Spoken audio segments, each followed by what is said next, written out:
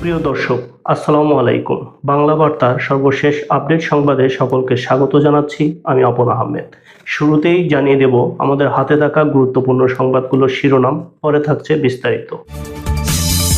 শুরুতেই জানিয়ে দেব আমাদের হাতে থাকা আন্তর্জাতিক গুরুত্বপূর্ণ সংবাদগুলোর শিরোনাম। ভারতে বিচার চলাকালীন প্রধান বিচারপতির দিকে জুতা ছুঁড়ে মারলেন আইনজীবী। এদিকে ইতালিয়ান সাংবাদিক লরেঞ্জো দি আগস্তিনো অভিযোগ জানিয়েছেন, ইসরায়েলি বাহিনী আমার অর্থ ও জিনিসপত্র চুরি করেছে। এরপর জানিয়ে দেব গাজা যুদ্ধ শুরুর পর 1150 জনেরও বেশি ইসরায়েলি সেনা নিহত। বিধ্বস্ত গাজায় একজন মায়ের বেঁচে থাকার জন্য প্রতিদিনের সংগ্রাম। সবশেষে জানিয়ে দেব লেবাননে ইসরায়েলি বিমান হামলায় নারীসহ 2 জন নিহত। সুপ্রিয় দর্শক, এতক্ষণ শুনছিলেন আমাদের হাতে থাকা গুরুত্বপূর্ণ সংবাদগুলোর শিরোনাম। এবারে থাকছে বিস্তারিত। তবে তার আগে অনুরোধ করব, ভিডিওটি লাইক ও শেয়ার করে দিন এবং কমেন্ট করে জানিয়ে দিন এই মুহূর্তে আপনি কোন দেশের কোন জায়গা থেকে আমাদের ভিডিওটি দেখছেন এবং শুনছেন।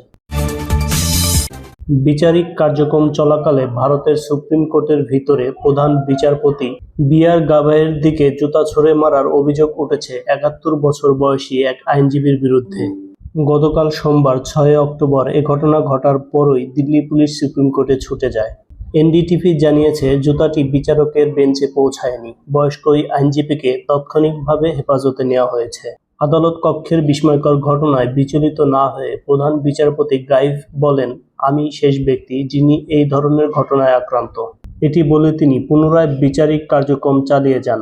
পুলিশের বরাতে ইন্ডিয়ান এক্সপ্রেস জানিয়েছে, রাকেশ কিশোর নামে পরিচিত এই আইনজীবী বেলা 11:35 1 নম্বর আদালতে তার স্পোর্টস জুতা বের করে বিচারপতি গাভাইকের দিকে ছুঁড়ে মারেন। এরপর নিরাপত্তা কর্মীরা তাকে তুলে নিয়ে যায় এবং কোর্টের নিরাপত্তা ইউনিটের কাছে হস্তান্তর করা হয়।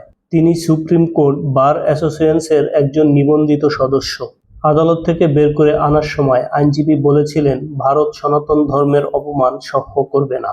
প্রাথমিক তদন্তে জানা যায়, মধ্যপ্রদেশের খাজুরাহো মন্দির চত্বরে বিষ্ণু মূর্তি পুনরুদ্ধারের দাবিতে করা একটি আবেদনের সম্প্রতি শুনানির সময় প্রধান বিচারপতির মন্তব্যে আইনজীবী অসন্তুষ্ট ছিলেন। তবে প্রধান বিচারপতি গাভাই অটল ছিলেন এবং আইনজীবীদের বিচার কাজ চালিয়ে যেতে বলেন। সম্প্রতি গাজায় ত্রাণ নিয়ে যাত্রা করা সমুদ ফ্লোটিলার আটক অধিকার কর্মীরা ইসরায়েলি সেনাদের হাতে ভয়াবহ নির্যাতনের শিকার হয়েছে বলে বর্ণনা দিয়েছেন। তারা জানিয়েছেন, আটক থাকা অবস্থায় ইসরায়েলি বাহিনী তাদের সঙ্গে অমানবিক আচরণ করেছেন, ব্যঙ্গ বিদ্রূপ হাসি ঠাট্টা করেছেন এবং প্রয়োজনীয় খাবার না দিয়ে অনাহারে থাকতে বাধ্য করেছেন। পরিস্থিতি এতটাই খারাপ ছিল যে তৃষ্ণায় তারা বাধ্য হয়ে শৌচাগারের পানি পান করেছেন।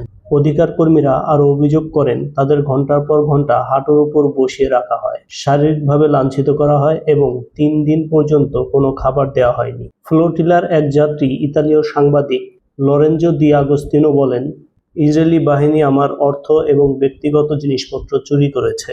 আটকের পর গত শনিবার তাকে ইসরায়েল থেকে নিজ দেশে ফেরত পাঠানো হয়। তুরস্কের ইস্তাম্বুল বিমানবন্দরে নামার পর তিনি বার্তা সংস্থা এপিকে বলেন, ইসরায়েলি সেনারা বন্দীদের দিকে বন্দুকের লেজার লাইট তাক করে ভয় দেখানোর চেষ্টা করেছেন।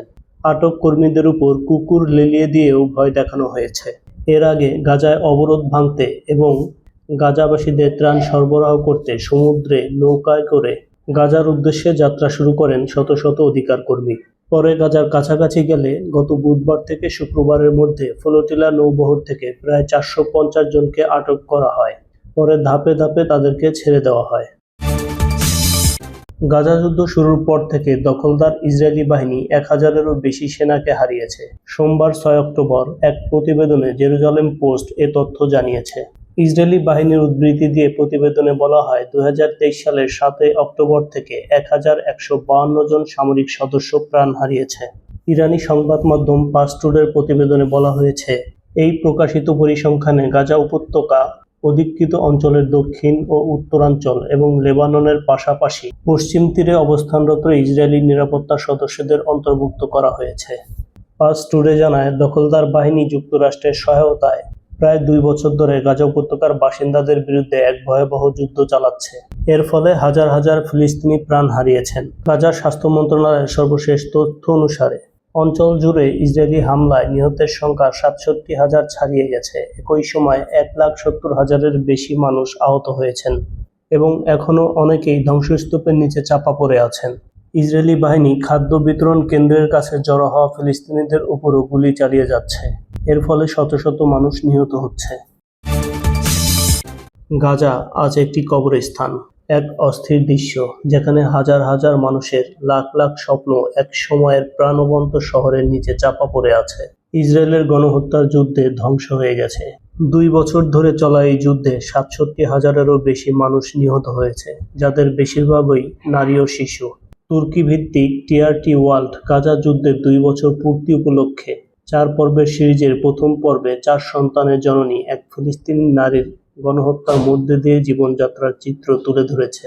এটি কেবল জীবনযাত্রার চিত্রই নয়, এটি সংগ্রাম, বেঁচে থাকার গল্প, মৃত্যু, ধ্বংস এবং সর্বোপরি প্রতিরোধের গল্প।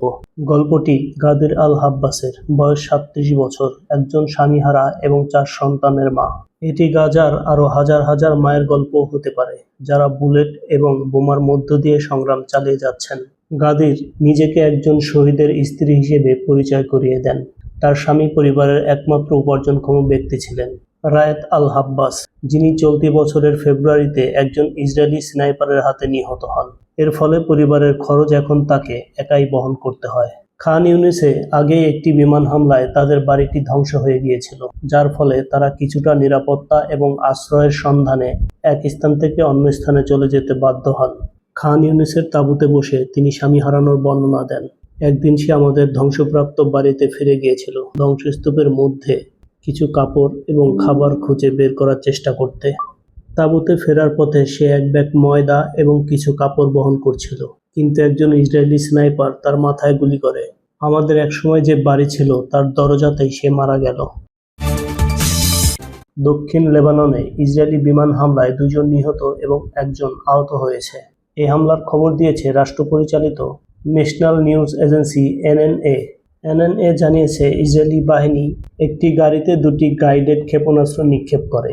এর ফলে হাসান আতই এবং তার স্ত্রী জয়নাব রাসলান নিহত হন। নিহত 2 জনই বেসামরিক নাগরিক বলে জানা গেছে। এই দম্পতি অতীতে ইসরায়েলের সঙ্গে যুদ্ধে তাদের 2 সন্তানকে হারিয়েছিলেন। এনএনএ আরও জানায়, হামলার ফলে গাড়িটিতে আগুন ধরে যায়। অ্যাম্বুলেন্সে দেহাবশেষ নিয়ে যাওয়া হয়েছে এবং দমকল বাহিনী এসে আগুন নেভায়। পৃথক আরেকটি হামলায় ইসরায়েলি বাহিনী লেবাননের বেকা উপত্যকায় লক্ষ্যবস্তুতে হামলা চালিয়েছে, তবে সেখানে কোনো হতাহতের ঘটনা পাওয়া যায়নি। দর্শক, এই ছিল আমাদের হাতে থাকা সর্বশেষ তথ্যগুলো। প্রতিনিয়ত সত্য সংবাদ সবার আগে জানতে বাংলা বার্তার সাথেই জুড়ে থাকুন। আমাদের ইউটিউব চ্যানেল সাবস্ক্রাইব করুন, ফলো করুন ফেসবুক পেজ। পরবর্তী ভিডিও দেখার আমন্ত্রণ জানিয়ে এবারের মতো বিদায় নিচ্ছি। আসসালামু আলাইকুম।